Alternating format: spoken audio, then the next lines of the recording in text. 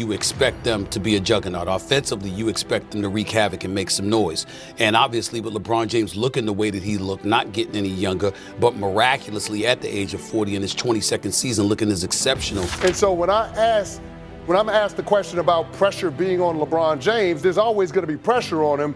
But what I would say, based on the product that we're seeing on the court, is too much damn pressure on LeBron James. The Los Angeles Lakers are in trouble. And guess who's taking the blame? LeBron James. But is it really his fault? Or is the Lakers front office setting him up for failure?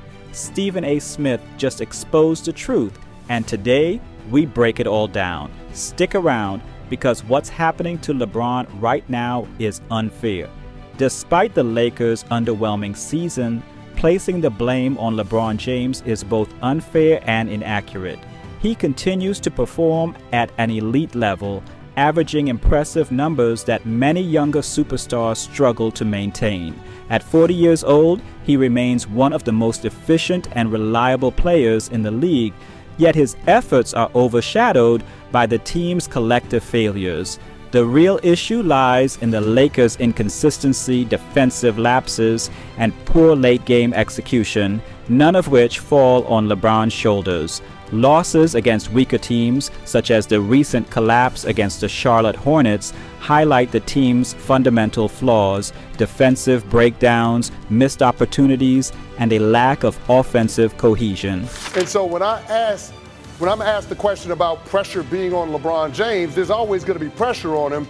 But what I would say, based on the product that we're seeing on the court, is too much damn pressure on LeBron James. Last night's loss to the Charlotte Hornets, that wasn't LeBron James's fault. The guy went for 26, 11, and 7, and he's 40 years old. You put Mark Williams on a poster. If a veteran player still producing at an all-star level is the only one consistently delivering, the blame should shift toward the supporting cast and coaching decisions rather than the individual carrying the most weight.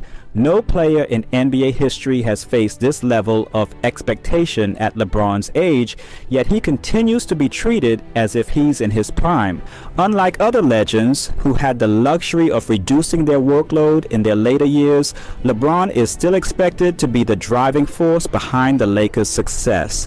Even when he puts up outstanding performances, the team's inability to capitalize on his production results in losses that are pinned on him rather than the deficiencies of those around him. As he has looked, you certainly don't expect this team to go in an opposite direction from where they were going before the trade. And so we're looking at all of that right now. And in that regard, fair or unfair, again, it always is going to fall on the shoulders of LeBron James. And that's why I say there's some pressure in that regard. His workload remains unreasonably high, forcing him to play heavy minutes and take on responsibilities that should have been eased by roster improvements. At this stage of his career, he should be in a position where the younger players carry the torch while he steps into a more strategic, leadership-driven role. However, due to mismanagement and underperformance from the rest of the roster, he remains the go-to option, which is both unsustainable and damaging to the team's long-term success. The Lakers' struggles stem from the front office's inability to construct a well-balanced team capable of competing at the highest level. And so when I'm asked the question about pressure being on LeBron James, there's always going to be pressure on him. But what I would say, based on the product that we're seeing on the court, is too much damn pressure on LeBron James. Instead of reinforcing key areas such as perimeter defense, three-point shooting, and front court depth, they made questionable decisions that left glaring weaknesses on both ends of the floor. By trading away valuable defensive assets without securing reliable replacements, they expose themselves to the very issues that now plague them: lack of rim protection, inconsistent scoring beyond LeBron and Anthony Davis, and an over-reliance on aging superstars. Their inability to bring in a secondary playmaker further amplifies the problem, as LeBron is still tasked with initiating the offense despite his age. These flaws have resulted in a disjointed system where the burden is unevenly distributed, leading to frustration, missed opportunities, and an avoidable dependence on one player to solve all their problems. Without addressing these structural issues, the Lakers will continue to struggle, regardless of how well LeBron performs. But fair or unfair, the noise is real. From the standpoint, on one side, Wendy and I will debunk that when people are talking about he had to know something about Anthony Davis trade before it took place, and who believed that. I don't hold much water to that. Neither does Wendy, as we've articulated on this show, but there's a flip side to it as well. The trade involving Anthony Davis has fueled ongoing speculation, with many questioning whether LeBron James had prior knowledge of the move. Conspiracy theories emerged, suggesting that LeBron's silence before the trade indicated he was aware of the deal before it happened. While StephenASmith has dismissed these claims as baseless, the narrative still lingers. Regardless of the truth, the trade altered the team's trajectory significantly. Davis had been one of the Lakers' key assets, anchoring their defense and providing an inside scoring presence, but the decision to move him without securing an equally dominant replacement left major gaps in the roster. Beyond the basketball implications, the trade created locker room uncertainty and a shift in team dynamics that has yet to be fully addressed. Instead of strengthening the team's foundation, the move left the Lakers scrambling to adjust, further complicating their ability to compete at a high level. With the arrival of Luka, the Lakers have unofficially begun the transition to a new franchise centerpiece. Yeah, I mean, it's just, like you said, it's his third game since Christmas, and it's his third game with us in the sense of just trying to, still doesn't know all the plays, he doesn't know all the defensive coverages, all the signals and things that we've built since September. So, obviously we were trying to fast track it on the fly. While LeBron remains a dominant force, there is a clear shift toward building around Luka as the long-term leader. This transition has created a complicated dynamic within the team as Luka is adjusting to a system that has revolved around LeBron for years. His style of play differs significantly, requiring a different offensive structure that hasn't yet fully developed. The challenge for the Lakers is ensuring that the shift in leadership happens smoothly without sidelining LeBron's contributions. However, early indications show that Luka is still deferring too much, hesitant to take control in key moments, which has resulted in an identity crisis on the court.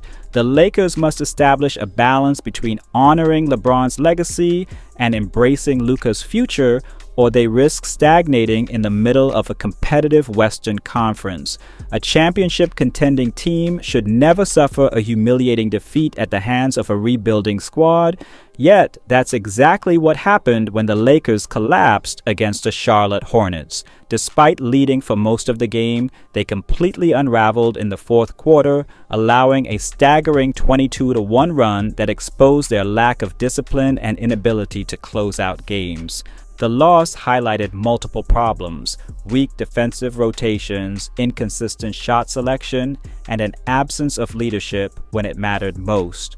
While LeBron delivered another stellar individual performance, the supporting cast failed to provide any stability, allowing Charlotte to capitalize on every mistake. The first one was obviously much better than the second one. The second one had to be rushed a little bit, but had good looks. We had good looks all night.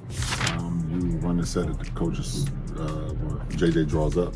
We executed, we executed. We just didn't make it. This game served as a harsh reminder that no amount of talent can make up for poor execution. If the Lakers cannot maintain their focus against weaker opponents, their chances of surviving in a brutal Western Conference playoff race remain slim. The Lakers' current struggles are not the result of a single bad decision, but a series of miscalculations by the front office that have gradually eroded their competitive edge. While Rob Pelinka has made some notable moves, the overall approach has lacked consistency and long-term vision. Instead of prioritizing roster stability, the team has frequently engaged in reactionary trades that fail to address their most pressing needs. Defensive depth has been sacrificed, key role players have been moved without adequate replacements, and salary cap limitations have restricted flexibility. These decisions have left the Lakers in a state of constant rebuilding rather than maintaining a strong foundation for sustained success. As other teams continue to improve through smart acquisitions and player development, the Lakers remain stuck in a cycle of short-term fixes that ultimately prevent them from maximizing their championship window. No athlete, no matter how legendary, can outrun time indefinitely. LeBron James has defied aging longer than anyone expected, maintaining an elite level of play deep into his 40s. However, the inevitable decline will come, and when it does, it won't be gradual, it will be abrupt. The Lakers have failed to prepare for this reality, continuing to lean on LeBron as if he can sustain this level forever. Every additional minute he plays at this intensity increases the risk of injury and burnout. JJ talked about it yesterday. It's going to be something that we got to manage for the rest of the season and going into the postseason. But I was happy I was able to get some days off. Yet the team keeps pushing him to be their primary playmaker and scorer. The concern isn't just about LeBron slowing down, but what happens when he does. With no clear succession plan in place and an inconsistent supporting cast, the Lakers are walking a dangerous path, ignoring the signs of wear and tear while failing to build a stable future without him. The longer they rely on him to carry the team, the harsher the downfall will be when he can no longer do so. LeBron's presence has given him undeniable sway over front office decisions, shaping the Lakers roster around his preferences. His influence played a key role in major trades, including the controversial move for Russell Westbrook, which backfired and set the team back significantly. While star players often have input in personnel decisions, the Lakers have frequently prioritized short-term fixes based on LeBron's vision rather than sustainable team building. Some of these moves led to championship success, but others have left the franchise scrambling to recover. The challenge now is whether the Lakers will continue to cater to LeBron's needs or start making decisions with a long-term outlook.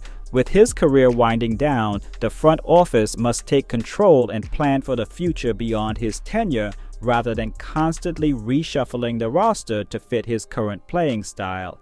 Time is running out for the Lakers to secure another title before their championship aspirations fade completely. The Western Conference is more competitive than ever, with younger, deeper teams consistently outperforming them. Every season that passes without meaningful progress inches them further away from contention, making it harder to attract top-tier talent.